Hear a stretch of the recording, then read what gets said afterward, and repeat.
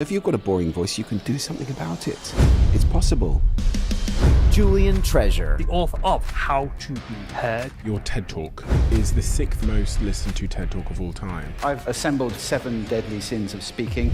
Here they are. It's the most common mistake I see in business, in relationships. You're speaking to teams, you're trying to inspire people, you're trying to lead people, build relationships with people. This is part of your life, and you've never paid any attention to it. We teach reading and writing in schools, we don't teach speaking, which is absolutely nuts.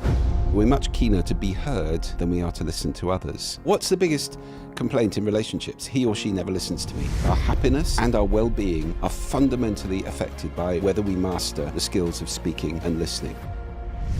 How does one speak with authority in work, in life, in my relationships? What advice can you give me?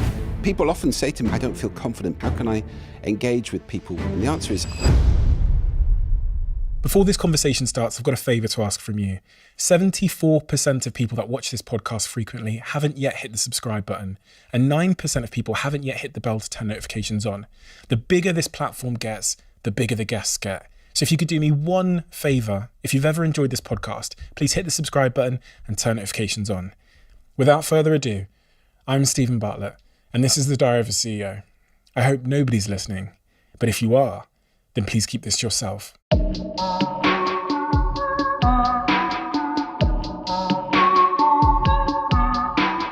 Julian, you've had a pretty marvellous, unique career, and it's twisted and turned and twisted and turned in a really fascinating way. One in which I don't imagine anyone could have really predicted ahead of time. What do I need to know about you and your earliest years to inform the person listening to this of any context that ended up steering where you would end up in your life? I was very fortunate to have a good education, which I didn't use to the max, perhaps, but I appreciated enormously. But I think from a young age, I grew up with a confidence that all will be well. And that's, I suppose you could sum that up in the word faith. Not talking about religious faith necessarily, although I've been in and out of that in my life, but just a conviction that all will be well. And I think that's an important thing for entrepreneurs who tend to be the people who'll take the jump and say, oh, I think I'll get to the other side. Whereas a lot of people will be standing there going, you know what, you do that. So when things have come along, I've been comfortable to go with the flow, to say, well, let's see where this goes. I'm sure it'll be interesting. I read that your TED Talk on speaking and being heard, I think that's the one, is the 6th or 7th most listened to TED Talk of all time, which is staggering because there are thousands and thousands of TED Talks. I've done one, nobody listened. And so when I saw that, I thought, how much did that moment change your life, if at all? And can you just tell me about the decision to do that talk that day and how it came about? Well, it was the 5th, actually, of 5 talks I did in a row, 5 separate TEDs. TED Global was in the UK, in Oxford originally. And the first one I did was about how sound affects us, the 4 effects of sound, it's called. Looking back at that, that's a very younger, slimmer me on stage. It's quite funny looking at it now. Nobody had ever used sound before in a TED Talk like that, so they were quite excited about it. And then I got to do, the next one was about sound and health, and then one about listening, which is, as you know, kind of a religion for me. And then one about sound and the environment, the way architects design for the eyes, not the ears. So I had those 4 TED Talks to kind of practice, I suppose, and become a master, I suppose, of doing a TED Talk. I mean, it's a discipline. You have 12 minutes or maybe even, I think my first one was 6. You can't gabble. You can't try and cram too much in. You have to be very clear about the big idea, the why would people be interested in this? The what's the journey I'm taking people on? Where am I moving them from to? And you need to know how to do it, how to stand on that stage, on that red dot, and project it with confidence and clarity and engage people in coming on that journey with you. So I suppose by the time I did that 5th one, I was more expert in giving TED Talks than most people would ever have a chance to be, because I'd done 4 before, and that's unusual. So I certainly, when I walked on stage, I felt quite good on that talk, and yeah, I think I nailed it. You know, I'd rehearsed a lot, and, you know, we can talk about the principles of public speaking and so forth, which, you know, I've done a lot of work on. But I did a good job, and the audience really responded. There was a great feeling in the room. So when I walked off, I felt that I'd absolutely, you know, done that one justice. They didn't release it for a year, and I thought, oh, maybe they didn't like it, you know. But I do remember Bruno Giussani, who's one of the guys who kind of runs TED in Edinburgh Castle, bumped into me about 3 hours after I gave that talk, and he said, "Hail." And I thought, okay, well, Bruno wasn't there, so obviously word is getting around that there's some good stuff in there. And HAIL's the acronym that you delivered in that talk about how to be a great public speaker. Honesty, authenticity, integrity, and love. Correct. When that TED Talk came out, how did your life change? Because I know how the algorithms work. It takes some time for things to sort of pick up momentum, but once they get going and the algorithm says the watch time on this episode is very, very good, so we're going to just keep showing it to more and more people. So it might have taken some time, but how did things change for you at that point? And also your orientation personally and professionally? Yeah, it took off quite quickly once it came out. I had long since kind of got past watching the numbers every day. You know, the first TED Talk I did, you know, I was obsessive. 10,000 people watch this, you know, and I'm sure everybody does a TED Talk, starts off like that. But this one clearly was going ballistic quite quickly. It went up, you know, in a period of months. It was in the top 20, I think. And yes, it has changed my life fundamentally, really, really powerfully, because I have spent many, many hours on planes going all over the world, delivering talks, getting paid to deliver talks. So my career kind of shifted from running the sound agency, an audio branding company in the UK, which is, you know, a relatively small business, and writing, you know, my first book, Sound Business. I then got the opportunity to write the second book, which was off the back of that TED Talk. I got the opportunity to travel the world, meet people, give talks, and spread the message, which is the important thing to me.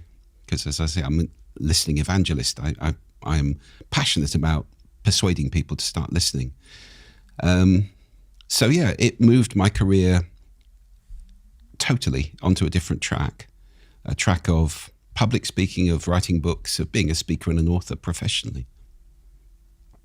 And in hindsight, when you look at the wild success, I mean, the TED Talks combined have over 100 million views now, right? So that one particular talk, I think it's about 40 million views on YouTube alone. Probably right. I mean, Chris Anderson says, because you've got TED.com, so it's got however many million on there. I haven't looked recently, but then you add the YouTube views. Chris says, whatever it is on TED.com, you need to double it to get a reasonable estimate of the number of views in embedded podcasts and all that kind of thing across the internet. So yeah, way over 100 million, I think, which is mind-boggling to me. In hindsight, as you look at the success of that, the very, very wild, you know, completely unprecedented success of that particular video delivered in that way on that topic, what has it taught you about why people care so much about that video and the topic? I think that a lot of people don't feel heard in the world. So that talk was about getting your message across, how to speak so that people want to listen. And I think that's a need. And it's interesting, isn't it? You said the 5 times number is really interesting. The talk on listening has been seen by 1/5 as many people as the talk on speaking. So we're much keener to be heard than we are to listen to others. And there's an imbalance there, which I think is endemic in modern society. Why do we want to be heard?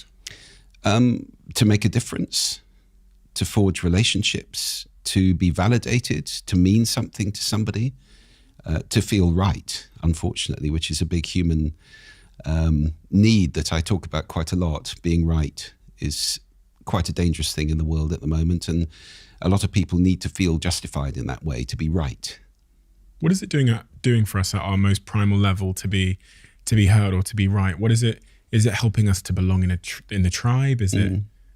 Yeah, tribe, family, human race, and a reason for existing, I suppose. What am I doing here? And if people are listening to me, it gives me significance. That's certainly true. So I think it is about validating one's self. I mean, I'm a big fan of Eckhart Tolle and his theories about ego, and I think a lot of it would chime with that. The ego needs to be massaged. The ego needs to have affirmation, and being listened to, making a difference to people, is part of that. But on a more altruistic level, making a difference in the world. Your life has affected millions of people. My talks have hopefully, cast a pebble into a pond, and the ripples are going out, and lots more people, I hope, are listening as a result. Well, that's good. Whether it makes me feel good is another thing, but it is actually a good thing in the world. We were talking before we started chatting about there's an irony to you coming here today and speaking because you've got a bit of a chest cold. Yeah, well, yes, a head cold, which is in my chest. So my voice is pitched down, I'd say 2 tones at the moment, and is a bit croaky. It's frustrating as well as a speaker, because I love this instrument that we have. The human voice is an incredible instrument, and it's an instrument we all play, although most of us have never had any training or spent any time learning how to use it really well. Well, I have, and it's frustrating. I'm now dealing with a slightly broken instrument. It's funny because when my team send me potential guests that want to come on the podcast, or we've reached out to them to come on this podcast, there's a couple of criteria I look for. And one of the most important, one of the non-negotiables, where we've had the most interesting, smartest people in the world, is their ability to speak. And when I say speak, I don't mean, how well they can, how funny they are or things like that. I literally mean if they're monotone, we can't have the conversation. Because I've got no data to support this, but if someone is monotone in their delivery, then I find it to be hard to follow the story regardless. Absolutely. You say that the 2 most important things with speaking are the content and then the delivery. And that's what I'm actually getting to, is like that delivery point. Have you got any evidence to back up the importance of that? Or is this just in my head that I think Well, it's another thing. I asked Chris Anderson, who's got more experience of listening to speakers than probably anybody in the world, because they do that all the time at TED. And I said to him, which is more important, content or delivery? And his answer was quite interesting. He said, well, if I had to choose, they're both important. If I had to choose, it's content, because if somebody's delivering earth-shattering content in a boring way, I can really make an effort and listen to them, and it's worth it at the end. Whereas if somebody's delivering vapid nonsense in a brilliant way, it's just irritating, actually. So I get that, but I do think they're both important. I mean, it is a shame if somebody's saying something incredibly important and they're not using what I call the vocal toolbox. There's all this stuff that we can deploy if we start paying attention to our voice. If you've got a boring voice, you can do something about it. It's possible. Get a vocal coach, work on it, take up a breathing practice, improve your posture, just practice prosody, the intonation, really exaggerating it. I'm a great fan of doing this. It's the kind of thing that actors do, singers do. And many times, for example, I've given talks where I've been looking at an audience of CEOs, hundreds or thousands of them. And I say, how many of you have to talk in public? Forest of hands goes up. How many of you have had formal vocal training? 3 or 4 people. And I go, what? This is part of your life. It's an important part of you're speaking to teams. You're trying to inspire people. You're trying to lead people. You're trying to communicate, build relationships with people. You're trying to move, mountains with your voice, and you've never paid any attention to it. It's tragic. We teach reading and writing in schools. We don't teach speaking or listening, which is absolutely nuts. It's funny because when people ask me, I always say that the most important skill you can learn is to sell. because you're selling all the time. I'm selling right now. I meet a girl in a bar. I'm just going to sell to her to try and get her number. I have a girlfriend. I wouldn't do that. I'm selling in business. I'm selling to my teams. I'm trying to inspire investors to join us. My life is full of the sales pitch, whether I'm selling myself or an idea or a vision or whatever. But I've never really reflected on the fact that the foundation of that selling is this instrument. Of course. Well, actually, even more than that, below that, what's the most important part of the sales conversation? Listening. It's not the speaking, it's the listening. Listening to understand the other person, to go onto their island, to understand what is it, what's their pain point? What is it I can solve or help them with here? Because if you can't, it's a waste of time. How many times have we all had that irritating sales conversation where somebody's trying to sell something we don't at all need, and because they're not listening? So patter, it can be good, but really well-targeted talking to somebody to whom we have listened, respected, and understand, that's a different thing. That's powerful. What would I have to do? Because there's lots of people that are out listening to this podcast that start their own podcast and want to be a podcaster. And many of them message me and they want to come and sit here on this podcast one day. What are the types of things you would advise someone to do with their voice to be heard? Well, treating your voice as a skill is the first thing. So becoming conscious that this is a skill. It's not a natural capability. Just like listening is a skill, hearing is a capability, listening is a skill. So I very much talk about these two things as skills. Speaking and listening are skills that we do not teach in school or university, which is mad. So we have to take it upon ourselves because they matter, They affect our outcomes in life. They affect, I always say, our happiness, our effectiveness, and our well-being are fundamentally affected by whether we master the skills of speaking and listening. So in terms of speaking, understanding there's a vocal toolbox is the first thing. So things like breathing. Your voice is just breath. That's all it is. Breath moving across your vocal cords. And in order to speak well, it's very good to develop a breathing practice. Maybe you do yoga, maybe something else. Jane, my wonderful fiancée, has taught me a breathing practice which is very, very simple. Anybody can do it.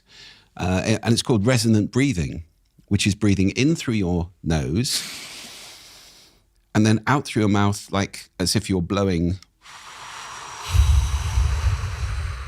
So you can hear it.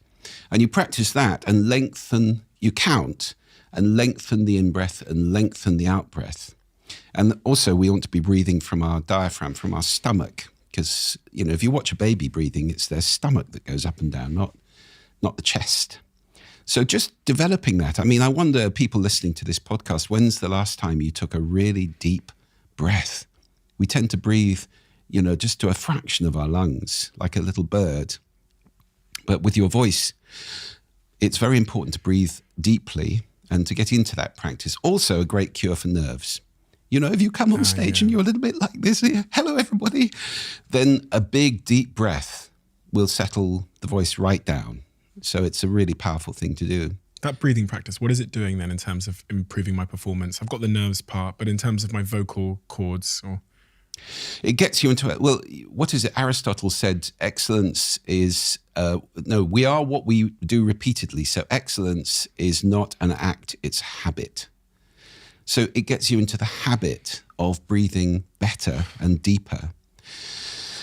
And, when you're speaking in public, there's nothing wrong with taking a deep breath and filling your lungs. Actors do it all the time. I mean, a singer can sing for the most enormously long note. What's the world record for static apnea? 28 minutes, something like that, lying at the bottom of a swimming pool on one breath.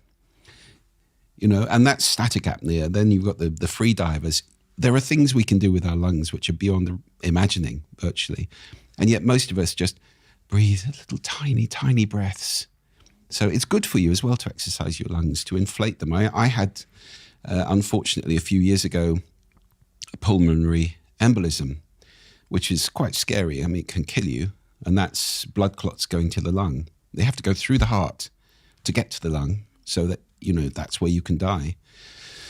And so my lungs are not as efficient as they were before that. And it's made me even more conscious of the importance of deep breathing, of expanding the lung capacity.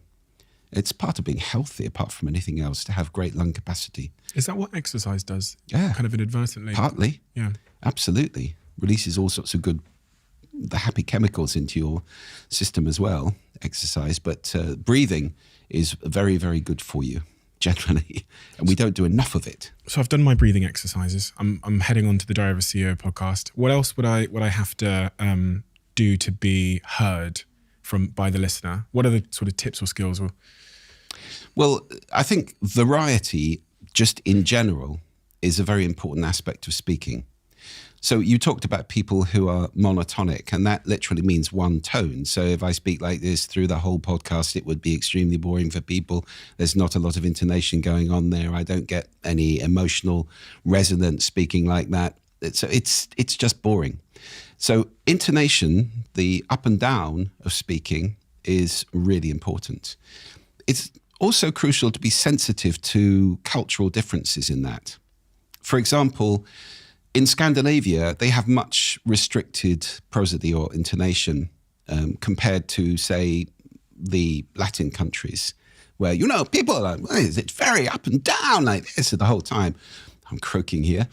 I remember doing a talk in Finland in the amazing concert center in Helsinki, which was designed by a brilliant architect called Toyota, and is acoustically unbelievable. And at the end of my talk, there was a little tiny ripple of applause. And I thought, I bombed. They didn't like it. If they'd been in America, it'd be whooping and hollering and whatever going on. And I went down for a coffee and people came up to me and said, thank you, that was the best talk we have had for some years.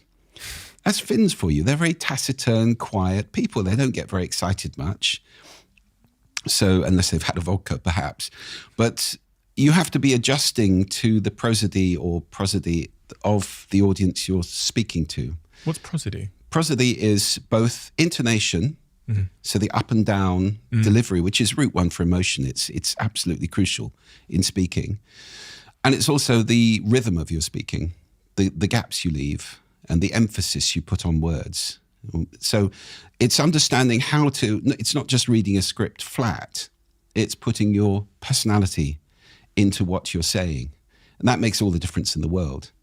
So anybody it's interesting. I mean, I have friends who run voiceover studios, and actors come in to read things, TV commercials, books and whatnot. Some actors can read, some can't.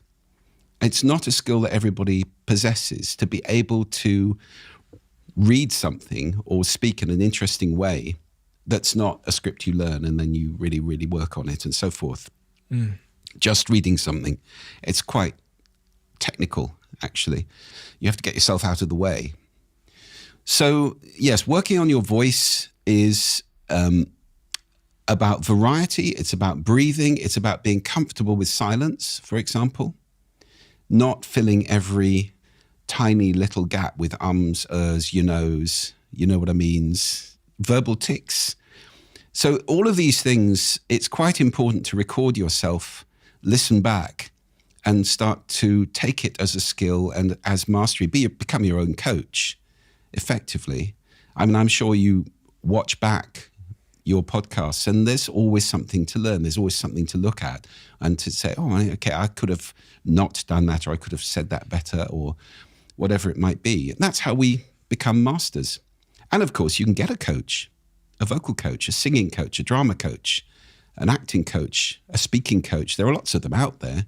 So anybody who's, for example, got restricted timbre. I mean, timbre is the quality of your voice. And we tend to like voices that we would describe in the way we would describe a hot chocolate.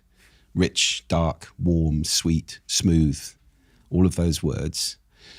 If that's not you listening to this, I mean, you have a great voice, but if somebody's got a thin, squeaky voice or scratchy voice or whatever it may be, get a vocal coach. It can be worked on. These are things that normally we're in a habit.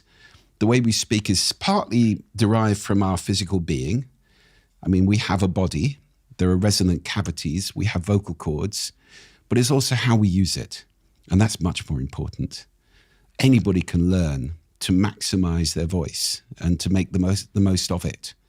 So that's about the instrument itself and then how you play it, what emotion you put into it, whether you're conscious. You know the thing I love most about public speaking? It's making me more conscious in that moment than anywhere else. Standing on a stage, you know, I've talked to audiences of 11,000 people. There's a big spotlight, there's cameras on you, you're standing on a stage, 11,000 people are looking at you. If you're not conscious in that moment, you've got a problem. You know, so every gesture, every moment of that is maximum consciousness of being me and communicating with those people. So it's kind of like switching the light on to maximum intensity. And I really love that. That experience has colored the way I treat life in general now, because you know it's my biggest passion is to become more and more conscious, to grow a little every day, to become more conscious every day, and speaking helps with that. I've never really talked about it before, but we've deleted a few episodes of this podcast, so don't worry, this is a perfect episode, so this is not going anywhere. But what will happen is we've had a guest come, and they might be, honestly, there's some cases where they are the biggest in the world in their industry, and I can think of one particular example where if I said the name of the guest that the episode we had deleted, people would be shocked because I believe they are one of the biggest stars in the world. They have like 50, 60 million followers online. And then there's another individual I'll think about who, if I said the name now, everyone knows this person. They're a legend in many respects. But we deleted that episode as well. And content is a factor, but the other factor that really, really does result in that decision is I think it will be really difficult to listen to. And I feel like I have this sense of responsibility on a Monday and a Thursday when we publish that even if they don't know the name, our audience will listen. And we see that in the numbers. If we publish a no-namer or a superstar, we get the same amount of clicks in the opening 24 hours roughly because people are going, I don't care. I trust this team to put people out there. So I just wanted to really state that because I know there's a lot of people that want to come on this podcast. There's a lot of like big CEOs that contact us. And one of the most important things in my decision criteria is literally how engaging they are at speaking. And from that, I mean the instrument, the delivery. So I just don't think it's funny when you were talking, I was thinking about individuals that I've said no to, and they don't, maybe I should give them feedback, but maybe that's not my place. It's literally about delivery so often. So let's continue then on the thread of delivery. You're talking about standing there speaking in front of 11,000 people on a stage. One of the things that I'm sure would stop most of us from even endeavoring to do such a thing is a lack of confidence. You've got almost 100,000 students online, something crazy like that are all coming to do your courses and to learn from you. Confidence must be one of the first conversations you have, right? To get someone to be a great speaker. Yeah, it's important. Although it's interesting to note that a lot of the people who've given some of the best TED Talks, like me, are actually introverts. I'm not an extrovert. It's not that natural for me to do these things.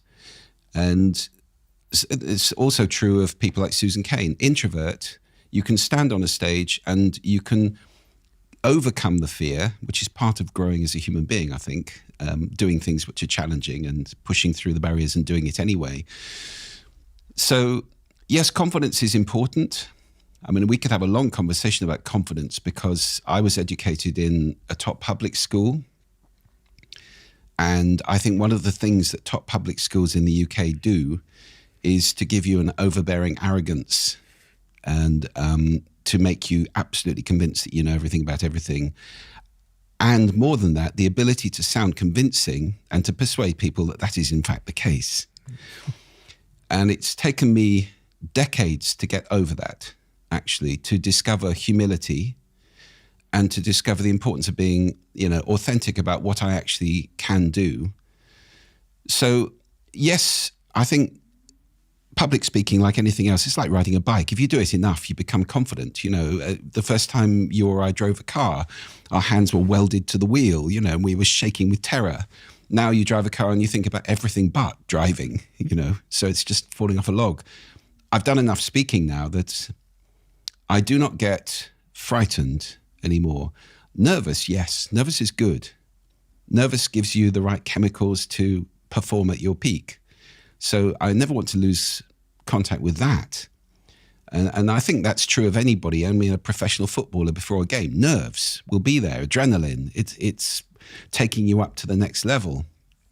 Once you get bored with what you're doing, should you be doing it? That's a big question. But the confidence to do it comes from practice. And that's what I always say to people. It's part of my course. I talk about doing things, just doing the thing, speaking in public. Toastmasters, for example, they're in every city in the world. You can go and join a Toastmasters chapter and start speaking in front of people. That's what they do. And as you do it, you become more and more familiar with what goes on, and that, it isn't actually the end of the world. Nobody is actually going to stand up and call you out for being a useless numpty, even if you forget your words, you can actually say, I'm terribly sorry, I've forgotten where I was. And everybody, I've seen that happen at TED. Okay, people who rely on memory, which is a very, very high risk strategy to me. I always use slides. But if you go on stage and you've got a memory palace or a chain or one of those routes, and you're relying on that, and you lose, the chain breaks and you're cast adrift in an ocean of terror. I've seen it happen.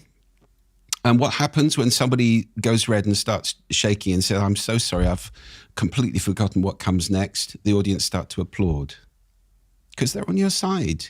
It's not the end of the world. And actually that can make a deeper relationship than being slick and perfect and brilliant at every moment. I've seen people who are overconfident, over-rehearsed, where every one of those gestures has been rehearsed 100 times and it was there for there was a time at TED when it was almost de rigueur to cry in a TED talk. And I remember seeing there was a talk by, an international banker or something about economics, who halfway through talked about his father who'd deceased, and the tears came. I thought, please, this is like being put in by a coach who says you've got to connect emotionally. And it was just incongruous, really. So I think it's all about being yourself. That's the A of HAIL, being authentic. Being yourself is fine. It's so much easier than trying to be somebody else. And having the faith that if you are yourself and you've got a good message, that people will be with you on the journey and will be on your side. That's certainly the case at TED. People don't go to... It's not a stand-up comedy night where people throw things and heckle. It's a place where people expect to learn, to be transported, to be changed by almost every talk. So the talk does that. They love you. On the A point in HAIL, I've come to learn that I think humans are much better at spotting authenticity than we give them credit for. Big time. I think, so from our own perspective, we think we can blag it, and we underestimate how much the viewer or the person I'm trying to blag it to understands I'm not being authentic. Like, we think we're much better actors than we actually are. And it's funny that one of the things that's put this front of mind for me at the moment is about 3 weeks ago, there was a CEO that went viral on LinkedIn because he had fired multiple members of his team. And then he had taken a photo of himself crying and uploaded it with like a really sorry caption. Like, I'm so sorry. Today I had a really tough day. I had to fire members of my team. And as you look at that, it just feels wrong. It's almost hard to explain it. But I think your mind goes, well, he would have had to cry. A very unnatural thing to do mid-crying is to pick up your phone and take a selfie and then to go to social media.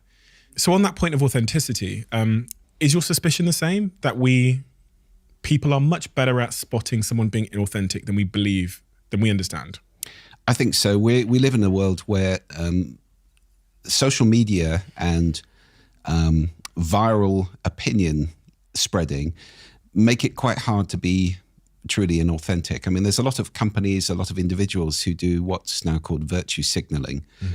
And people can spot that. We can catch the whiff of manipulative, inauthentic stances that are trying to put us across in the most acceptable way, whatever the current, meal is, whatever the current style is to be utterly acceptable and socially right. So to me, this is part of the human need to be right and to be seen to be right, which is a huge problem in the world right now. I think. I mean, we're seeing silos all over the world. The internet has made this way, way, way worse.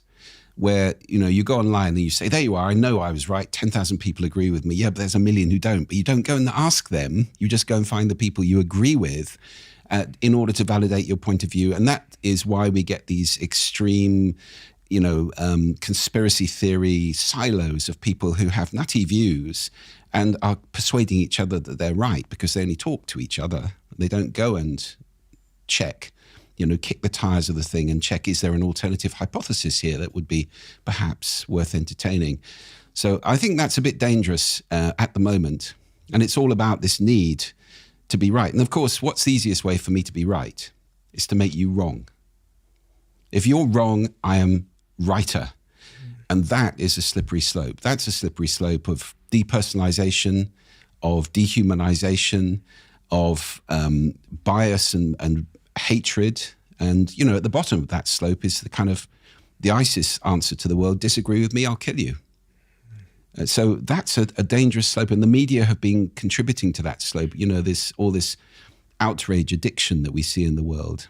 That's outrageous. Somebody's to blame. Somebody should be punished. And that's all of me saying, yes, somebody should be punished. I'm right. They're wrong. So it's this kind of ego fire that we have building inside of us, the desire to be the rightest person.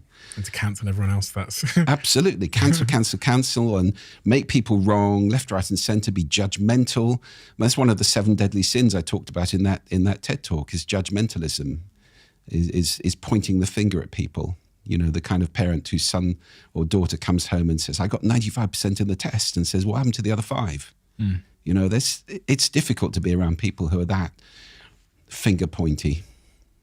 The other thing with that A point in Hale, authenticity, that I've come to learn actually from doing this podcast is there's a real cost mentally to being inauthentic for a long period of time.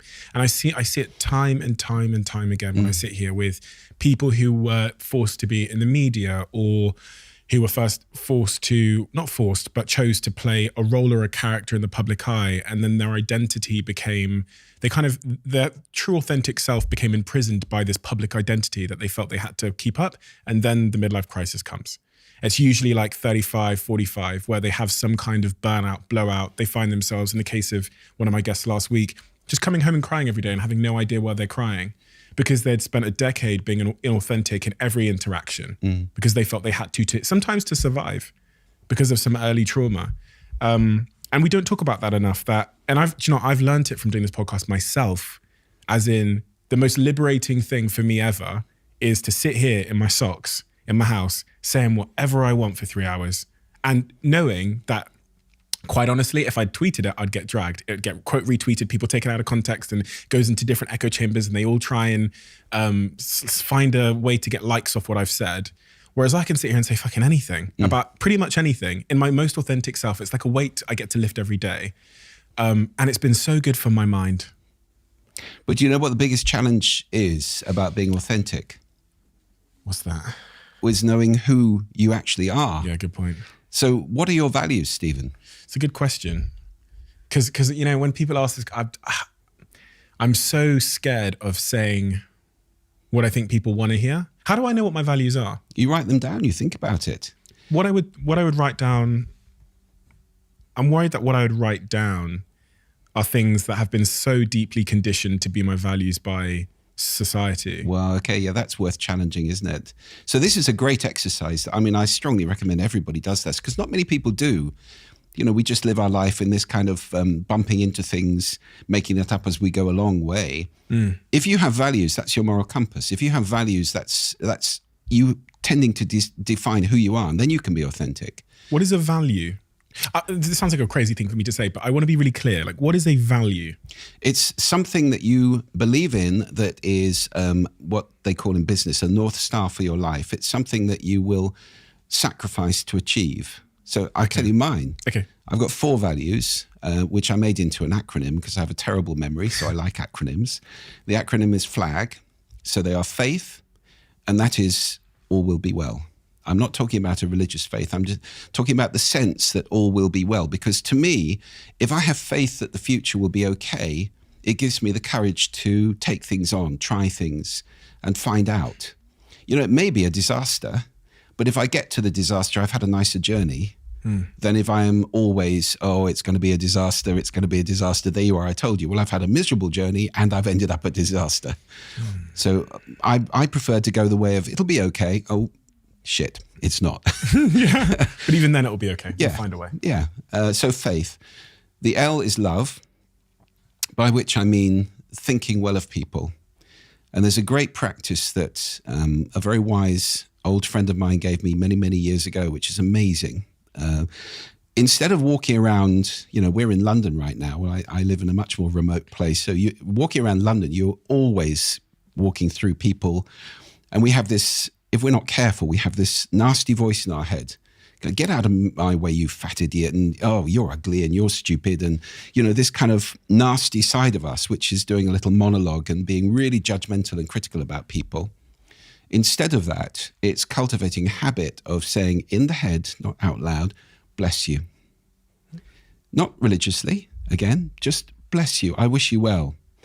And if you get into that habit of walking around going, bless you, person who just got in my way, it is amazing the difference it makes to your lightness of being. It's like floating 3 inches above the ground. You meet people's gaze, and you might even share a smile because you're not guilty about you were just thinking they're horrible, Whereas you've got this nasty voice going on in your head all the time. You don't look at people in case you catch their eye and they can see what you were thinking. So love in that way, wishing people well. And of course, love for family and love for life as well. Just being positive, The A is acceptance, which is a really important thing to me. I tend to try and go with the flow. If an opportunity comes along, I'll try that. There's a reason that's come along. So I'm not getting into, The Secret or any of those things, but I do tend to believe that things come to me for a reason. Whether it's God or the universe or whatever one wants to say, I'm happy to go with the flow and to accept. Also, when things don't work, I don't bang my head against a brick wall forever trying to make them work. Okay, that's not working. We'll try something else. So acceptance and also of people as they are. That's really, really important. We spend a lot of time disparaging people. Why are you like this? Why are you doing this? Well, that's the kind of tree that person is. And you don't get angry at trees for being that kind of tree. So that is the kind of person that is in front of you. Accept. Someone once said something to you on the podcast which plays into that. They said if you had walked in their shoes and had their experiences, you'd be doing the exact same. Oh, totally. Well, let's come on to validation in a minute. And then the G of flag. Can I guess? Yes. Is it gratitude? Yes, totally is. I don't like that kitsch phrase, an attitude of gratitude, but it is really important to me. To do a gratitude list. When I'm feeling miserable, when I'm feeling down, I've got a cold. Yes, but let's now look at all the good things that I've got in my life. I have a loving partner. I have 2 gorgeous little children. I live in amazing Orkney, which is a joy every day. There are so many things to be grateful for. And I've got some financial security. I've got, so much in life to be thankful for that way outweighs normally the bad things. Now, that's not true for everybody. If I were living in Kherson at the moment, for example, or somewhere like that, there would be a lot more to be ungrateful for, to be frightened about, and so forth. So I'm not saying that in a kind of bland way, but even in the worst places, it's important to focus our attention on the good things. Because a lot of this is about where you focus, isn't it? All the time. Reality is huge. It's all around us. We don't perceive reality. We have a map in our head, and it's up to us to select what it is that we pay attention to. So that's, it's very much the same as listening, which is selecting certain things to pay attention to and then making them mean something. Well, it's the same with gratitude. There's always something, or usually there's something you can focus on and say, okay, there's a thing I can be grateful for. So that's it. Yeah. Faith, love, acceptance, gratitude. So those are mine. And I know that's my moral compass, and that's what I try to be in life. And I do recommend to anybody listening to this, if you've never written your values down, think about it. Not the ones that you think will be accepted by more people out there. The ones that actually ring true in your heart. What does your heart tell you? And then you've got a map. You've got a route. You've got a direction in life, which I think is incredibly important. Quick word from my sponsor, guys. These days, as I'm sure a lot of you know, flexibility matters more than ever before because the tectonic plates on which we've built our businesses are changing overnight, especially for SME business owners, which is why I've partnered with Vodafone Business, who have created a new flexible business solution for small to medium-sized businesses called Vodafone Pulse Connect. This package includes all of your key comms tools like mobile, broadband, cloud calling, and collaboration. And the brilliant thing about it is you can change your package as your priorities shift, adding and removing users and even tailoring services to each employee. So you only pay for what you need. And that is so important when you're trying to run an efficient business. You can build your personalized package online with a digital configurator. So you get one simple package with one bill, saving you time and saving you money. So to find out more, search Vodafone Pulse Connect. Terms and conditions apply. It's picking up on that point about if you were in their shoes, if you'd lived their life, you'd be doing the exact Validation, yeah. What is this validation? What do you mean? Well, it's part of active listening. So, if we talk about listening, I talk about listening positions, and one of those is active listening. So it's a place to listen from. And in active listening, to me, there are 3 stages. So stage 1 is reflection, where I repeat exactly what you said without colouring it, without making it make sense in the way that I understand.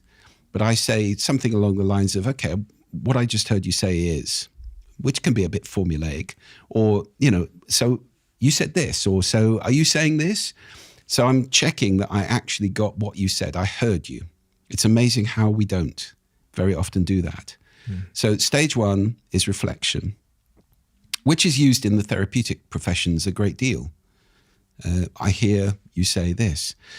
Stage 2... Is this stages of being a great listener? It's a very important form of listening. It's not appropriate all the time to be an active listening because it's kind of a sledgehammer to crack a nut in social conversations, for example. If we were sitting in a pub or a coffee house and I'm going, what I heard you say, Stephen, is this. Well, and then validation goes, okay, I understand. It makes sense that you would feel that. I totally get why you would think that's true. I disagree with you, but I understand why you think that. Because then I'm thinking about your background and your road to this conversation. And we've come different roads to this conversation, and you will have different life experiences. So validation is really important. That's the empathy bit of active listening. And once I've reflected and validated, then we're into stage 3, which is I can contribute. So as opposed to me invalidating, that's nonsense to you. Why would you think that? We do so much invalidating in the world of other people's positions. And you can't sell to somebody or persuade somebody if you invalidate them as a human being. It's really important to validate, to show that you understand where that person's coming from, even if you completely disagree. Then we can start to put things together and make sense and move forward. I'm thinking of every romantic conflict I've ever had, but also you took me back to many client meetings where the client brings forth a concern or a problem. And in that moment, even if you disagree, you have to show you've accepted their concern and then use that acceptance, that place of empathy, to move them to another place of thinking. But also, obviously the most obvious scenario people will think of is with their partners when they're trying to do conflict resolution or So what's the biggest complaint in relationships? He or she never listens to me. And that's not just about hearing the words. It's about validating the other person or invalidating the other person. And if we do that as a habit, it can be very damaging. There's a thing actually called stress-induced audio dysfunction, SIAD, which can afflict people when there's a noise that they are exposed to a great deal and they don't like, and they psychologically start to wipe it out. So, for example, my father, in the later years of his life, was deaf at the frequency of my mother's voice. And that's not uncommon in relationships where one partner is in the habit of hectoring or nagging at the other partner, and they simply cease to be able to hear it because it's a noise they don't enjoy. Just like, it can happen to people with industrial noise or irritating noises. So it is really important not to be invalidating somebody as a habit. And we can easily fall into that habit. And it's so powerful in relationship to be validating people. One of the 7 deadly sins I talk about in that TED Talk is negativity. And that's a very strong habit that people can fall into. So you can audit that. How often do I say the word no or not or can't? Anything negative like that. Because if that's a habit that you fall into, it tends to lead to invalidating other people a great deal. I can't do that. I don't see why you'd think that. You can't be serious. And that's not a very nice way to behave with people. Even if you don't agree, even if they are being stupid, I can see why you think that. Now, would you like an alternative perspective? Can I give you a different way of looking at it that might be useful to you? So you've said, what you're doing is not worthless. It's not stupid, but maybe there's another way. And that's respectful. I think everyone has the experience of invalidating someone and them then repeating themselves. And then you invalidate them again and then they repeat themselves. Yeah, and that's called argumentation. Yeah. Well, I know it well because I think in my previous relationships, it's funny because I think I was the problem. I was definitely the one that was unwilling to allow them to feel heard. It's the joy of listening, actually. Listening is at the heart of all good relationships to me. And if you listen to somebody, what was it? Scott Peck said, you cannot truly listen to another human being and do anything else at the same time. And I absolutely agree with that because it's so rare in this world now. We're so distracted. I'm a big fan of Nir Eyal's book. Indistractable. Yeah, because we are so prone to being distracted. No, I am listening to you. No, you're sending a text. That's not listening. That's doing something else. Yeah. So it's rare that we will put everything down and do what you and I are doing right now, which is look each other in the eye. When you're listening, I've got an acronym for this in the book, in the courses and so forth, RASA, which is R-A-S-A, and the R is receive. And that means look at the person who's speaking. The dance of the eyes in the West tends to be that the person who's speaking looks around, as I am now, thinking about other things and checks back in from time to time to see if the other person's still listening. If you're with somebody who's speaking and they look at you the whole time, it can become a little bit intimidating. We're in a slightly unnatural situation here. So, we're across a table from each other, which is, potentially conflicting.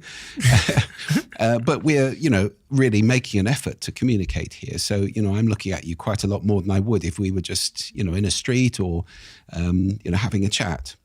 So that's Rasa. The R is receive, which is pay attention, body language, facing the person, not feet pointing towards the door, which is always a good indication that somebody actually doesn't want to listen to you, not doing anything else at the same time. The A is appreciate, which is little noises and head bobs and gestures, eyebrow raises, smiles. Yeah. Oh, really? Those kind of things that oil the conversation. The S is summarizing, which is the word so, and I get very angry about the word so, actually. It's been totally debased in the modern world. For some reason, it's become a habit for people to start every sentence with the word so. So, what's your name? So, I'm John. What, you're John because I just asked you? Because so means therefore. No, you were John before and you're going to be John afterwards. The word so doesn't. I've seen people come onto the TED stage and say so. No, I don't know who you are. I don't know what you're going to say. There is no before. It is debased a lot, but it's such a powerful word. So we've all agreed this. Now we can move on to that. Or in the long corridor of a conversation. So what I understood you just said is this. Is that right? The old repeating, reflecting, and so forth. Closing doors behind you in the corridor so you can move on and keep moving forward. So that's the S of Rasa. And the final A is asking questions at the beginning, during, afterwards. People often say to me, I don't feel confident, people don't listen to me. How can I engage with people when they're speaking? The answer is asking questions. And if you're on a bit of territory that feels unfamiliar or uncomfortable, you can ask questions that form linking. That's really interesting, Stephen, that you just said that. How would that relate to this thing I know about? So I can kind of bring the conversation to home turf and start to feel I can contribute something. So that's rasa. And that really helps in a conversation to direct listening and to make the conversation fruitful for both parties. So, yes. Therefore. One of the things you said there reminded me of another topic, which I think is really important when we're talking about speaking, which is how to speak with authority. I think about all the people that are in boardrooms, and that might be a little bit junior in an organization, and that's struggling to be heard because they don't lack the authority that a title will give them. How does one speak with authority? What advice can you give me to be a more authoritative speaker in work, in life, in my relationships, wherever? Well, let's deal with the situation first where you're talking, you want to speak to somebody who is a powerful figure, or you consider them to be powerful. I'm a great believer in agreements, contracts, in an informal way. Stephen, do you have 5 minutes? I've got something I really want you to listen to. Well, that puts you in a position you can either say yes or no. If you say no, that's fine. I won't say it now. When would be a good time? I mean, I'll tell you a great experience I once had on a beach in India. This is one of the best salespeople I've ever met. It was about a 7-year-old boy. And he came up, I was sitting on the beach, and he came up and said, "You want Coke?" And I said, trying to be British, "Not right now, thank you very much." "Okay, when you want Coke?" Well, 4 o'clock. At 4 o'clock, he was back. "Here, your Coke." I love that. It was brilliant. So it taught me a lot about being authentic, because I wasn't being, was I? No, I don't want to buy a Coke from you. And also about persistence and, asking the right questions and so forth. So in the same way, if I ask you, do you have 5 minutes, and you don't, I can park it and come back another time, because it wouldn't be the right time. If you haven't got 5 minutes, that's fine. I can respect your time. But from your point of view, yes, okay, I've got 5 minutes and you have just made a commitment to listen to me. So I have a right, if I'm talking to you and you're off doing something else, answering email or something, "Stephen, you said you had 5 minutes. I do understand if you're busy. When would be a better time?" So there's a kind of obligation there for you to listen to me. So that's one thing. I think that's a strategy that works very well. If you're in a meeting and you don't feel you're the most powerful person, then again, asking the meeting for permission is a good thing. Guys, I have something that I think really will contribute here. Would it be a good time now to say it to you all? It doesn't always work, but I think if you're asking and people give you a commitment, then you have a contract and you have a channel of communication that's been opened explicitly. One of the things you talked about there is that kid on the beach with the Coca-Cola offering you a can of Coke, and how that kind of violates your inhale, the authenticity piece. It also violates the H, honesty. So my question is there a time when one should not be honest? Well, I think that the honesty needs to be tempered with love. So the answer is it's a filter. Which is the L inhale as well. Yeah, so absolutely. Okay. I think that being dedicated to ruthless, permanent, always-on honesty is a pretty dangerous strategy in life, because you'd be going around saying to people, "You look terrible today. I really don't like you. What you just said was stupid." It's not necessary to say those things to people. Depends on what you want to achieve. I don't think it's dishonest to withhold judgment. And a lot of the things I just said are opinions. And it's very important to distinguish between opinions and facts. They're not the same thing. And they're very often confused in the modern world. So opinions, that's what I think, what I believe, what I judge. Facts, it's Saturday. That's a fact. We're not going to disagree about that. We can disagree about my opinions. And, I often say I wish that we lived in a society where perhaps people asked before giving opinion, "Would you like my opinion on that?" No? "Oh, I had such a good opinion all ready to go, and you don't want it." But we don't do that, do we? We just proffer opinions, and a lot of the time we confuse them with facts, which leads to a lot of table thumping. I grew up in a family where there was that confusion. There was a lot of argumentation and table thumping because people had different opinions and didn't accept that they could possibly be challenged. You're talking about your parents? You're talking about your mother? No, my father actually. My father was a massively confident and very successful man in advertising. He was known as Mr. Advertising for some years in the 1960s. Hugely confident and hugely expressed in that way, but didn't brook disagreement very easily. So disagreeing with him was quite difficult. And that was certainly my experience growing up, that you had to be ready with chapter and verse and references if you were going to challenge a point of view. How did that shape you? Because I think a lot about how my parents, my mum sounded a little bit like what you described earlier, where shouted so much at my dad that I couldn't understand how he stopped reacting to the sound of the shouting. As a young age, I remember wanting them to divorce because I didn't like shouting for 6 hours. My dad would not really shout back, but that definitely has shaped how I communicate now. But how did it shape you, that environment? Well, very similar. I mean, I think, my first response to conflict is exit. Yeah. So it's the same strategy, really. I think probably a lot of quieter people who've had the experience of conflict growing up are pretty conflict averse. And I think it's quite important to toughen up on that to a degree because conflict exists all over the place. I'm not talking about physical conflict, which of course we want to avoid at all times, but disagreement or somebody being cross with us or somebody being upset, well, sometimes those are necessary in life.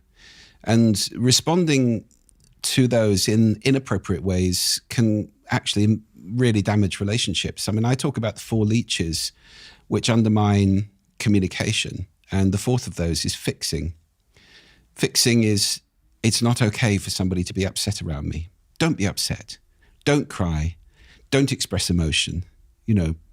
So it's a kind of smothering of everything that goes on around.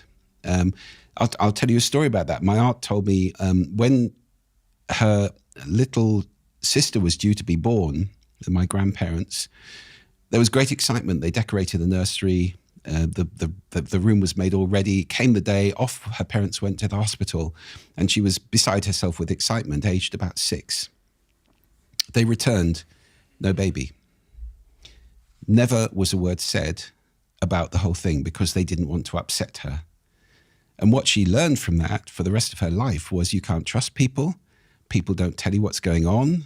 You never know. People aren't straight. There were a lot of bad lessons she learned out of that lack of communication. The child had been stillborn. It was a tragedy. They were upset, but they didn't share it with their daughter because they didn't want to upset her. That's fixing. And it can be enormously damaging in relationships to behave in that way. Obviously, one wants to be sensitive. You sit the child down, you explain in little ways, perhaps starting off with, the baby's not coming, and then moving on to explain what happened as the child gets older. Jane and I had to survive having a baby who could not survive, and it was deeply traumatic for us. And I'm very glad to say that with Holly, we involved her every step of the way. Holly was, 6 at the time, 5? I can't remember. But we brought her in, when little Lily was stillborn. We brought her in, she met Lily, we called Lily a name, we did everything we possibly could. And Holly still talks about Lily. She talks as if she can communicate with her. She counts her as a member of the family. So we didn't fall into that trap of pretending nothing had happened and fixing. Sometimes people need to be upset. Holly was upset. We were upset. And it's authentic to be upset. So I think being that averse to upset is quite a dangerous thing in life. It's funny because when you told that story, I was engrossed. I was engrossed for a number of reasons. That exact point there, when you said that, I was engrossed. And I've spoken a lot about the delivery itself of a point. and a story, but not a lot about what it takes to design the content in a way where you can engross somebody. What advice would you give to someone that is potentially, presenting, has a pitch coming up, is going to do a podcast, about how to deliver their thoughts in a way which is engrossing as it relates to the content itself? Because I can hazard a guess as to why I was engrossed, but it's a story, yes.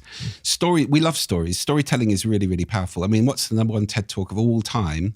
It's a talk by Sir Ken Robinson, sadly missed, dead now, but a wonderful man. And at the heart of that talk is a little story he tells, because the thesis of the talk is that we're educating creativity out of children. That's what his talk is saying.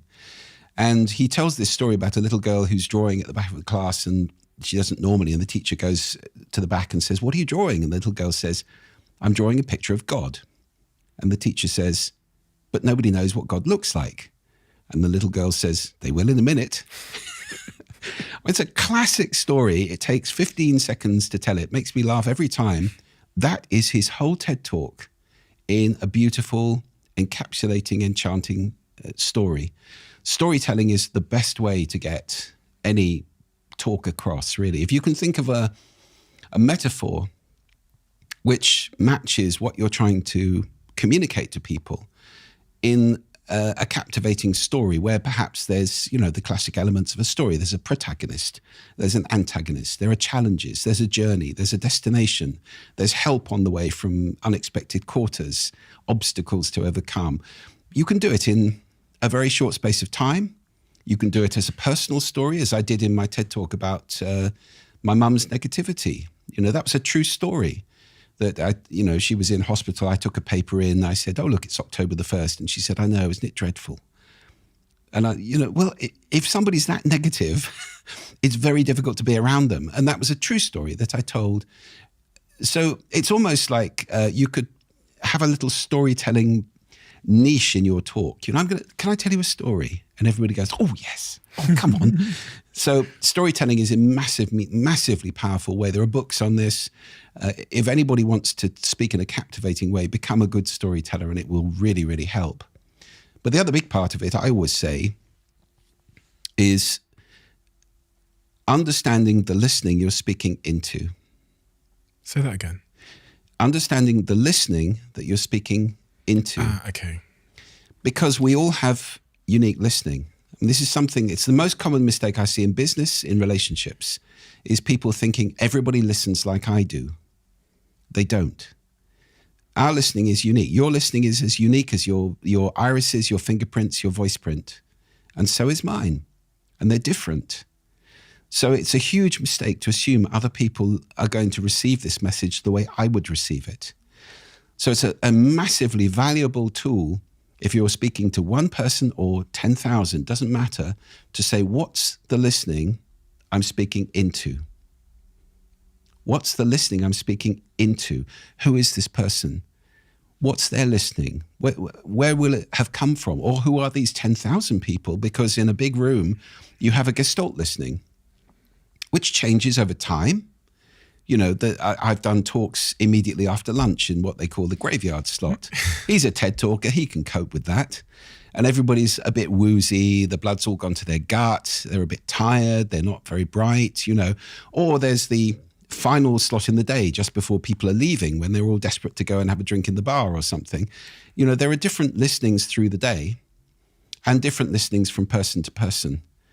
So it's not a fixed thing. And it's important to be sensitive. And actually, do you know what I've discovered is all you have to do is ask the question, what's the listening? And you become really good at spotting it. I don't know how. It might be tiny body language cues. It might be pheromones. It might be intuition. Whatever it is, you will, if you pay attention to it and you ask that question consciously, at least you're respecting the other person enough to say, this person speaks really slowly, so I should probably slow my pace down a little bit. Or this is a really, really fast person, so let's be buzzy here. Or, they might have cultural or they might have political views or something like that you need to be sensitive to if you're trying to achieve something. The point as well about storytelling, I was was fascinated by it because it reminded me of my time at Social Chain. We built the social media company.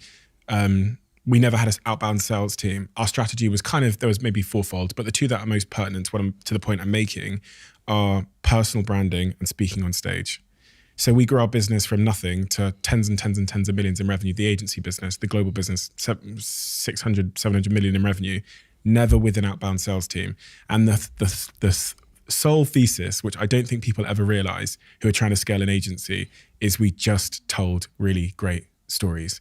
And the best way that I can demonstrate this is I remember my first talk when I started Social Chain at maybe 21 years old, and I was in London and I walk up on stage and I say, that's exactly why you were kicked out of school. You're incapable of listening to anybody and you always think you know a better way. Don't call me or the family until you go back to university. And with that, my mum hung up the phone. That's how I started all of my talks for about 4 years. I'm trying to sell you social media advertising here. And at the end of the presentation, you would find out what happened with mine and mum's relationship. So it'd be this heart and it would say, and me and my mum have never had a better relationship. And I genuinely, of all the things we did as a business, I genuinely believe that I was speaking 50 weeks a year. I was going to every corner of the world, meeting every brand. Our biggest brands like Coca-Cola, they all came from hearing that exact talk about my mum. The conventional and the normal thing to do is to bring information. I'll give you as much information as I can. You see it in every slide deck, every pitch deck. But we all know from a human level, the best part of this conversation is going to be the stories. Yeah, of course. It's going to be engaging people and causing them to be curious. Curiosity is absolutely fundamental in listening. And I talk about 4 C's of listening, which are compassion for the other person, for the audience, whatever it might be. Commitment, because it takes time and effort to listen. Listening is work. It's not just a capability. Yes, we have ears, but we actually have to put things down, focus, and so forth. Consciousness that you're actually doing something. Now, this is an action. This is not something that goes on in the background. And curiosity.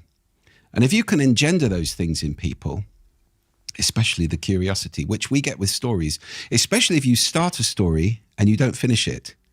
Come on, Stephen, we want to know what happens at the end. Yeah. So you then got the bit in the middle where they're all going, I really want to know what happened at the end. And then you give them the end at the end to satisfy them. That is a brilliant way of engaging people. People could, listening to this, and actually that's funny because I was actually reflecting on, I told you my company in San Francisco has just raised a lot of money and I broke all the rules that I've just said. It's just there's 10 slides of just information. I mean, it worked. But I think it's funny because I actually thought, I don't actually care if it worked. I would have liked to do it my way. Yeah. You know well, what I mean? Also because you're then kind of conforming to the norms out there, which is that's where everybody does stuff. That's a deck. You know, I mean, I hate that word deck anyway, but you know, here, let me show. Have you got a good deck? Yeah, but there's something in the actual design of the deck that says way more about you than the information ever will. Yeah. And it's funny because this is genuinely what was going on in my head as you were talking about storytelling, is I was thinking about how I should have structured, sorry for not listening, but you just inspired me to go off on this tangent in my head. Cool. I was thinking about how much I should have started that deck as a story, and that would have been so much more gripping. Yeah. Versus just like put your logo on the front and then, you know, you waffle into like stats and figures. I broke my own rule there and I'm kind of disappointed in my own personal philosophy, which I consider to be the most important thing, for not doing that. It's a struggle for me as well. I mean, I'm writing a book right now about sound. And what I'm trying really hard to do is to get human stories into it, you know, but I have a terrible memory. And when I read great books by people, I mean, I read, you know, books by people who've written amazing books about all sorts of different subjects. And what impresses me is they say on March the 5th, 1992, I had this conversation with this person who walked, you know, that way and did this thing and said this thing. And I think, how? How the fuck do you remember? How do you, I mean, I have no idea what I was doing in 1992. I don't remember my childhood.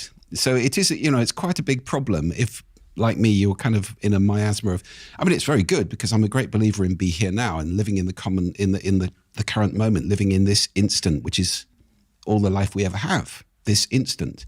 The future hasn't happened. The past has. There's nothing we can do about either of them much at this instant. So being here now is really important to me, but it's kind of become an excuse almost for me forgetting everything.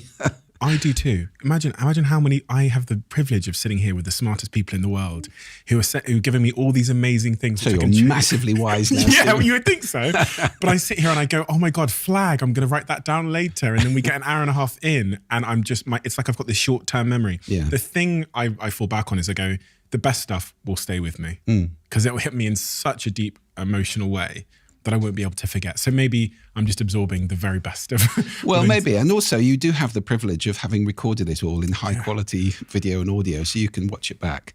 I don't always have the time to watch all of them. No. But in the gym, I try and make sure I listen to them. What before we would go life out. be like if we could watch back everything that we've done, all the conversations that we've had and learn from them? Blimey. Pretty scary. Yeah. I'd be a lot better of a human being. Me too. But I tend to see life, it's a spiral staircase. So the important thing to me is to grow a little bit every day. That's the important thing, to learn something, even if it's how not to do something. So, when I meet people that evidently are making a mistake or doing something wrong, it's okay, I learned not to do that. It doesn't work very well. Where have you struggled to grow that you have continually intended to? I would say in my nutrition more than anything else, probably. I am very fortunate to live with Jane, who is a 4-time world champion martial artist, a health and fitness expert. I train with her multiple times a week. So, I'm a 64-year-old man who can easily touch his toes and is, my core strength and my flexibility are amazing for somebody of my age. But I still eat too much. I really enjoy food, and unfortunately, not always the right food. I think that's, again, that's something that comes from our upbringing, from our childhood, where food was very much a part of our family and it was a reward. And it was, my mother was a very, very good cook as well. So there was always too much of it. And it was like a trough with me and my brother sort of having huge helpings. So I became acclimatized from a very young age to having huge helpings of not necessarily very healthy things. It's a tough one, isn't it? To adjust one's upbringing and relationship with food in that way. So kale is good. Really? Okay. I have to kind of really learn some of those things and get away from habits which have been with me for 60 years or more. It's so deeply emotional, though. And that's what we don't really ever appreciate. We think it's just a decision, yes or no, but it's actually such a deeply emotional thing. All of these things are deeply psychological. So it's funny, I was talking to my friends about this the other day, and I said, I think if because we're all trying to get in shape and we're all working out together, etc. And one of my friends was like, well, I'm going to go on a diet. And I was like, the problem with that is it's not sustainable. What you're doing there is you're depriving yourself. You're actually sacrificing something you want to do. How do you get I said, I think that the best way for all of us to get healthier is actually to go see a therapist. What you just said, I absolutely resonate with, because Jane's always saying to me that many times with clients, they come in and it's more of a therapy session than a physical workout, because they're talking as they're doing things. And it's the talking that helps them more than perhaps the exercise, or at least as much. So, I do get that. And adjusting one's whole psyche to see things that were perceived as treats in childhood as not really treats, and things that were perceived as punishments or, really negatively in childhood. Eat your kale. Yeah. Exercise, go for a run, do something, These things are actually good for us and they're really important to do. It's funny because there is a sound associated to food. Yeah. In the sense of just from a psychology or an emotional perspective, sweets. It always sounds like that. Well, the sweet wrappers crinkle for a reason. Oh, you yeah. know? And so the crisp packets are crunchy for a reason. Because if you had crisp packets in soggy, rubberized containers, you wouldn't think the crisps were going to be fresh or as nice. So the sound of packaging certainly has a big effect on the way we perceive taste. I mean, sound and taste are very associated. I've never heard broccoli said with excitement, but I've heard McDonald's and sweets and Coke, but also from a marketing and branding perspective, brands like Coca-Cola spend so much of their time trying to associate even the little, well, there was Schweppes for years was which is the shh. of opening a bottle. So sound has been used in advertising for many, many years in a very profitable way. I think the first sound was Wheaties way back in about 1926. And it was a 4-part barbershop quartet who had a little song saying, "Have you tried Wheaties?" And it massively revolutionized the sales of Wheaties. And from that point on, it's been huge in advertising. It was only a few years ago that I got accustomed to the term audio branding. And then I got really obsessed with it because obviously running a podcast, people are listening to our podcast every week. It's in their ears. There's certain sounds they're familiar with. There's even certain sayings at the start of the podcast where I say, I hope nobody's listening. If you are, keep this to yourself, that they've become accustomed to. What is it to have a good audio brand? And how does, because there's multiple CEOs and brand owners that are listening to this that have never considered the fact that they have an audio brand as well. How does one go about doing that? Is it important? Well, the first thing to say is that all businesses, all organizations and all brands are making sound already. Because I've had a conversation lots of times with marketing directors or CMOs where I've said, this is how powerful it is. And they go, oh, maybe we should start doing some sound. You already are. It's just not designed.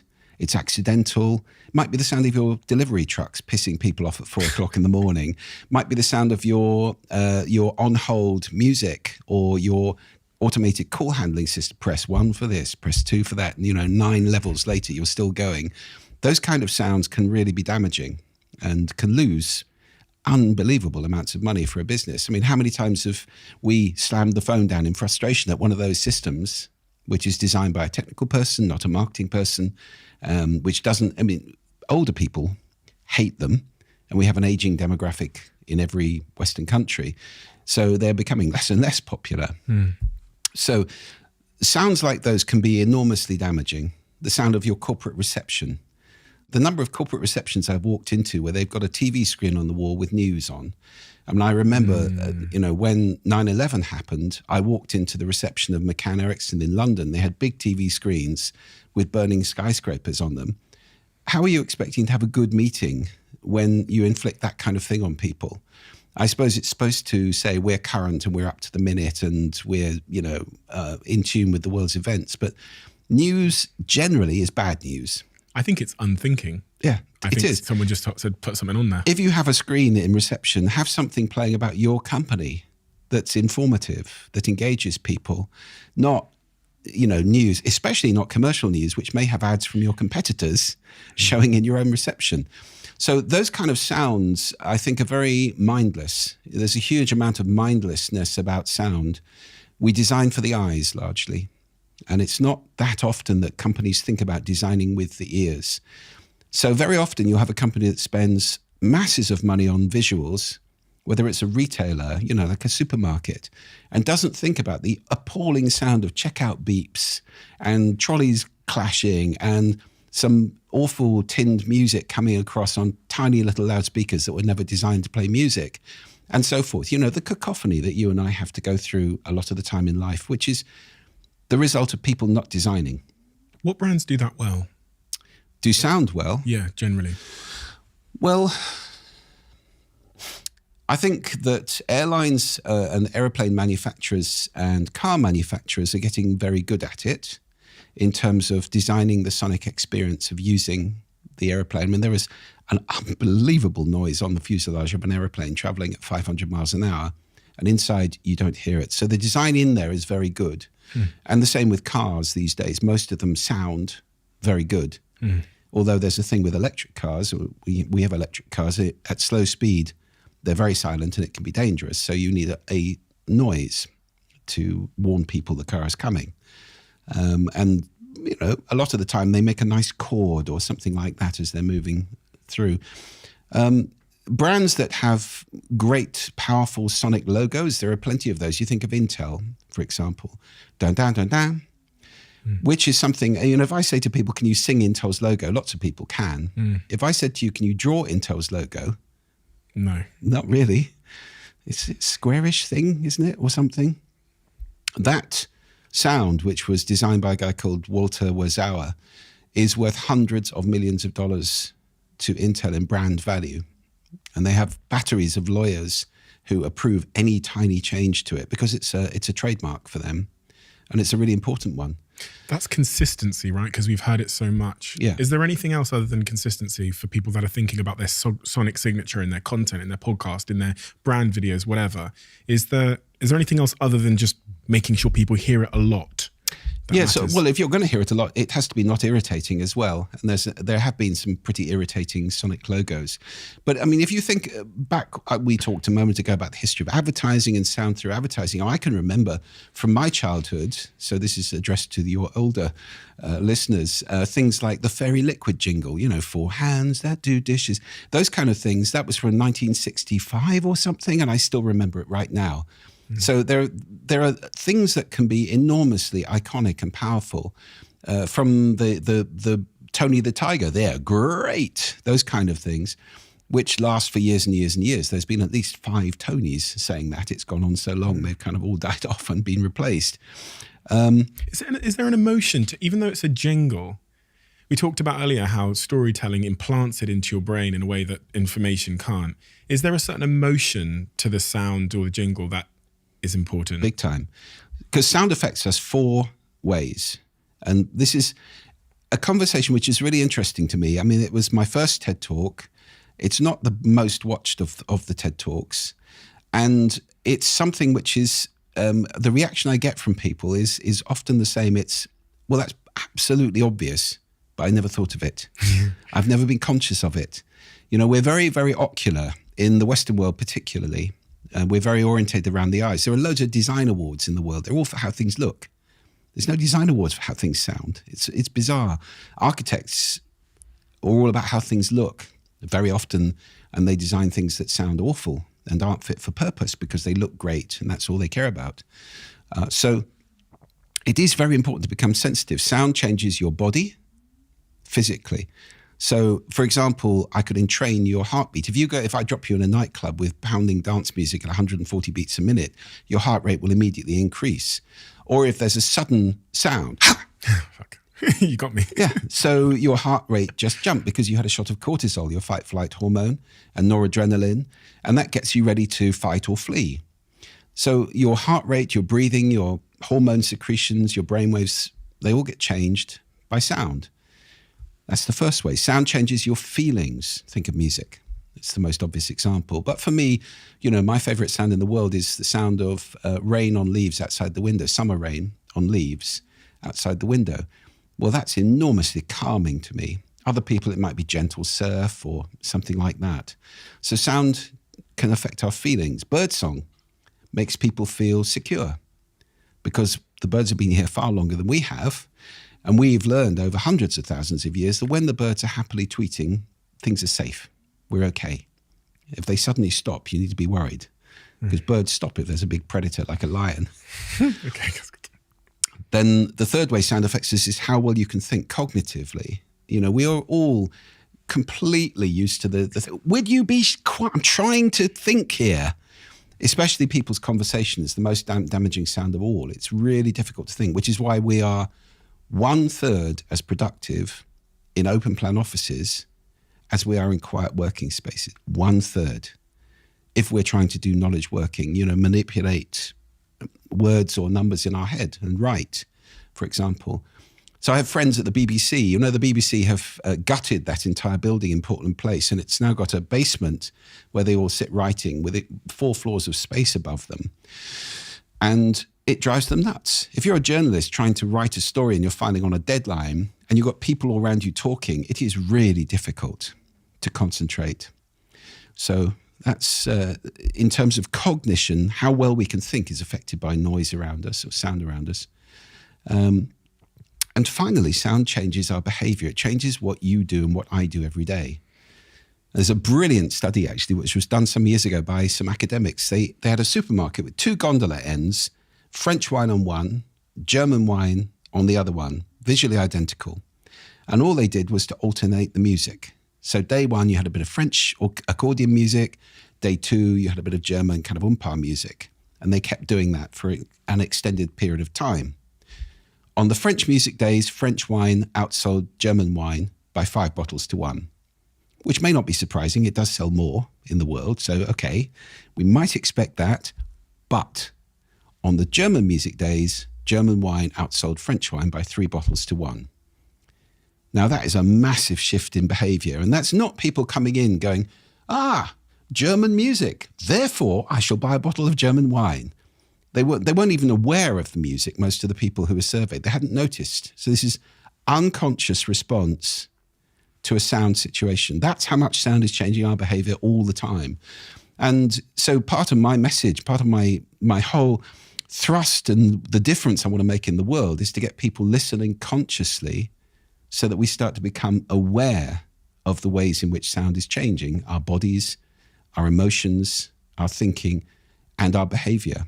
So we can start to take responsibility for the sound we consume, and possibly even more importantly, responsibility for the sound we make with our voice, and, also willy-nilly inflicting sound on other people, possibly unkindly, which very often happens also. Everyone listening to this podcast, and I even imagine the title that will work best when we do our A/B tests will be about how to be a great speaker. We've talked about why that is, why we all want to be heard more. It gives us a sense of significance, helps us to feel valued, which makes us part of the tribe and all of these things. But you, as we said at the very start of this conversation, you really are leading a crusade to get people to listen more. Why should that be the title of the podcast? Why is that potentially even more important to the world? And if we all started to listen a bit more, why would the world be such a better place, personally and globally? Because I think with conscious listening, the result is always understanding. And that's what we need.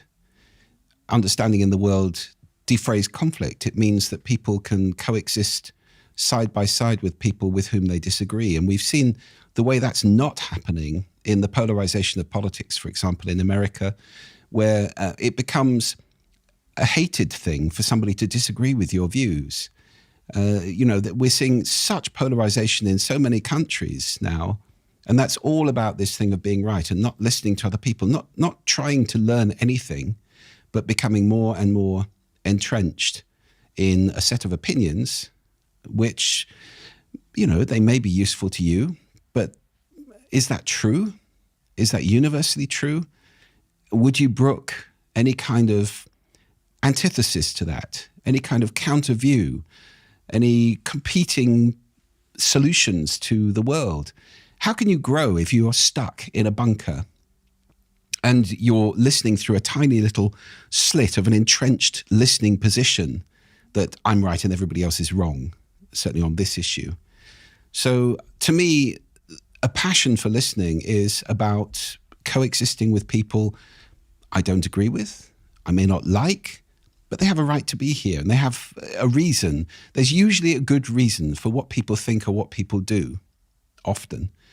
And, I'm not saying pity the mass murderer and so forth necessarily. There'll be possibly reasons for that as well. We certainly need to understand them to stop it ever happening again. So listening even to people like that, I think there's things to learn. I mean, how could you ever become like that? And why would you ever behave like that? So if we just dismiss people that we don't approve of or people we don't like, then we don't learn very much at all. So I think listening is, I said this, I did a TEDx talk in Athens, the cradle of democracy, and I went on stage and said, listening is the sound of democracy. Because without it, it's very hard. If I'm the minority, it's very hard to accept the majority view, isn't it? You're all wrong, and I'm going to fight. Well, that is just a recipe for anarchy, conflict, war, as we've seen. Whereas if I can say, okay, I can understand why you all think that, I'll try and change your opinion, but, I'm not depersonalizing you. I'm understanding that you're human beings who have a different view from me, and I can see why you got to that view. Then I can grow, you can grow, we can possibly come to some sort of synthesis. Thinking a lot about modern listening there and the tools we have to listen to each other, one of them being social media. Yeah. One of the things that's so tempting to do for all of us, which I've refrained, about 2 years ago, I made a very conscious decision to do this, but I used to just unfollow people that I didn't like what they said. So like I wouldn't follow Trump, for example, or like Nigel Farage, or like people that I thought were just idiots or had ulterior motives, whatever. I would just unfollow them. And the problem with that approach is as I saw other echo chambers emerging online, is that I wasn't progressing in any way. I was, as you've said it, like I was decreasing the size of my information, my exposure, therefore my ability to have empathy or to understand people out that didn't think like me. So I started following people who made me feel uncomfortable. It's the best way to describe it. Yeah, well, uncomfortable is a call for reassessment, isn't it? Yeah. And that's really important.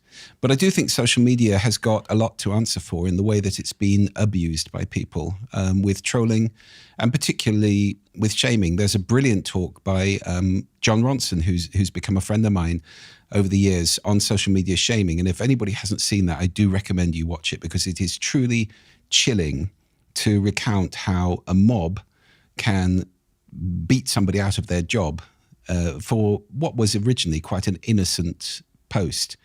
So we now see this, we see slurs being unacceptable words being labelled on top of people who find it difficult to defend themselves, whether we're talking about racist or we're talking about homophobe. At the moment that person is labelled with that thing, it's very hard to get the stain off, isn't it?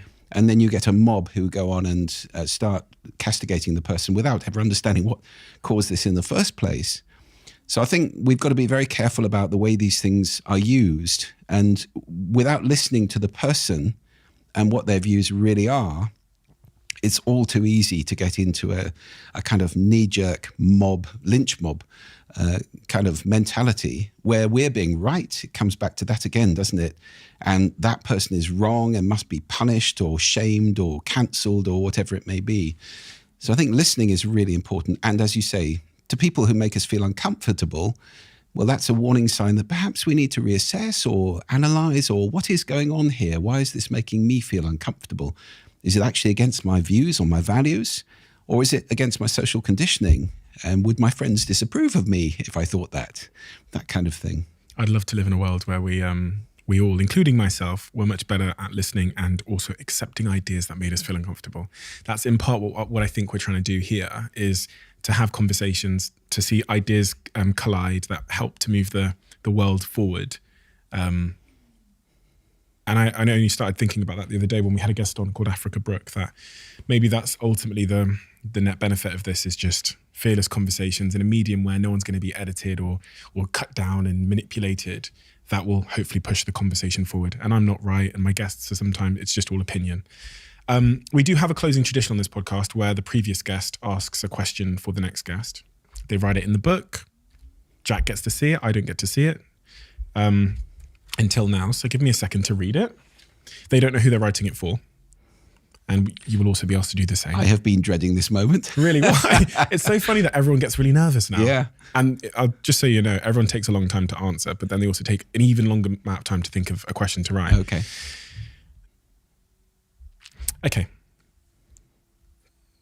This person wrote, see, they've really given themselves away, but I have played sport for a living. I've presented, I've done acting, and I've sang songs.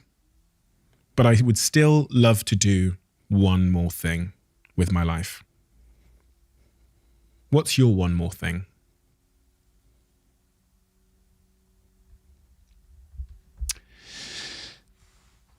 I think for me, I've resisted doing a lot of things that I know intellectually are really, really good for me. So I can probably crystallize that. We have in Scotland, where I live, we have a thing called Munros. These are a set of peaks. I think they're over 3,000 feet or something like that. I can't remember how big they are, but they're, sizable. And I saw an amazing story the other day about an 83-year-old man, I think, who has just completed climbing all of the Munros. There are a lot of Munros. You're talking about more than 100. And he's just completed that. I mean, these are serious schleps, And at his age, he's just completed. There was a wonderful picture of all his friends with walking sticks forming a kind of corridor for him to walk through on his final complete. I would love to take on doing at least one Munro a year as a walk. Jane and I have just got into serious walking where we live in Orkney. We did an 8-mile walk the other day and I was virtually crippled the following day. I couldn't move. So I'd love to get to the stage where I get my body used to that kind of thing. It is so beautiful to be out in the fresh air, to be in beautiful scenery, to be exercising my body in that way, to be losing weight, to be becoming fitter. I mean, there is just nothing but good from the whole thing. And taking it on to do it up on Munro, that would be a serious challenge for me. So 1 a year for the rest of my life would be fantastic. Amazing. And I'm going to find out if that happens. So me and Jane are going to stay in touch. I'm going to give her my number. Fair enough. And maybe I'll come do a couple of the Monroes with you, because I've got increasingly interested in like hiking. We'd love it. Lately. So do invite me if you do end up doing it. But Definitely. Thank you so much for your time today. Thank you, Stephen. You've given me so much through your content and the videos, and especially the TED Talks. You've made me, it's one of those conversations that we've had today, but also from watching your videos where I start to reassess all of the, as I describe it, like the unthinking I've done with sound. I just haven't thought about it enough. And through this conversation, I even thought about our little jingle at the start of the Diary of a CEO, which we've always had since episode 1. And to be honest, I've never really thought about it. It's just been there. And that kind of reassessment, because I completely agree with everything you've said about the importance of sound. But if I agree, then why aren't my actions and why isn't it such a high priority in the way that I'm thinking and designing the things that I create? So, Yeah. And also everything you've said about conflict resolution and relationships and the importance that sound plays there. It's such an important conversation, one that I hope we can continue long after this podcast. But I just wanted to say thank you for your time today. Well, thank you for listening. It's a lovely way to end. Thank you for speaking and thank you for listening. It means the world to me. Thank you. Thank you, Stephen. I had a few words to say about one of my sponsors on this podcast. My girlfriend came upstairs yesterday when I was having a shower, and she said to me that she tried the Huel protein shake, which lives on my fridge over there. And she said, it's amazing. Low calories, you get your 20 odd grams of protein, you get your 26 vitamins and minerals, and it's nutritionally complete. In the protein space, there's lots of things, but it's hard to find something that is nice, especially when consumed just with water, and that is nutritionally complete, and that has about 100 calories in total, while also giving you your 20 grams of protein. If you haven't tried the Huel protein product, do give it a try. The salted caramel one, if you put some ice cubes in it and you put it in a blender and you try it, is as good as pretty much any milkshake on the market, just mixed with water. It's been a game changer for me because I'm trying to drop my calorie intake and I'm trying to be a little bit more healthy with my diet. So this is where Huel fits in my life. Thank you, Huel, for making a product that I actually like. The salted caramel is my favorite. I've got the banana one here, which is the one my girlfriend likes, but for me, salted caramel is the one.